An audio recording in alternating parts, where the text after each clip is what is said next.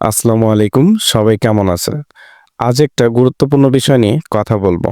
সরকার নতুন বেতন কাঠামো ঘোষণা করেছে সরকারি চাকরিজীবীদের নিয়ে।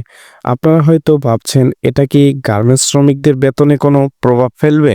সোজা ভাষায় সেটাই আজ আমি বুঝিয়ে দেব। প্রথমেই জানি সরকার নতুন পে স্কেল চালু করেছে।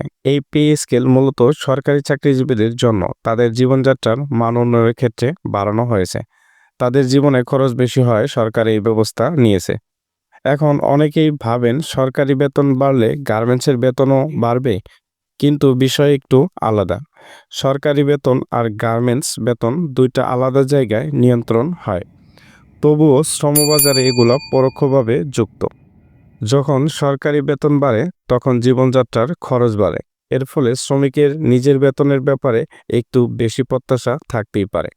আর অন্য সেক্টরগুলোতেও বেতন বাড়ানোর চাপ বাড়ে। তাই এই নতুন পে স্কেল গার্মেন্টসের বেতনের উপর একটা ইঙ্গিত দিতে পারে, তবে সরাসরি বাড়তি বেতন পাওয়া মানে নয়।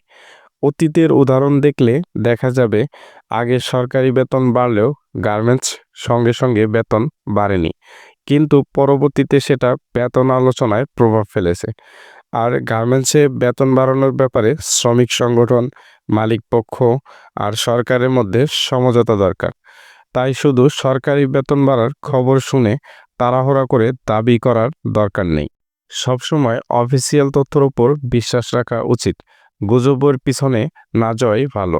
আপনার নিজের বেতন, ওভারটাইম, ছুটির নিয়ম বুঝে রাখা জরুরি। আর শ্রমিক সংগঠনের সঙ্গে যোগাযোগ রেখে যৌক্তিক দাবি তোলা উচিত। সবশেষে বলবো, সরকারি নতুন বেতন কাঠামো গার্মেন্টস শ্রমিকদের জন্য সরাসরি না হলেও এটা ভবিষ্যতের বেতন বৃদ্ধির একটা ইঙ্গিত হতে পারে। আজকের ভিডিওটি এই পর্যন্তই। ভালো থাকবেন, সুস্থ থাকবেন। আল্লাহ হাফেজ।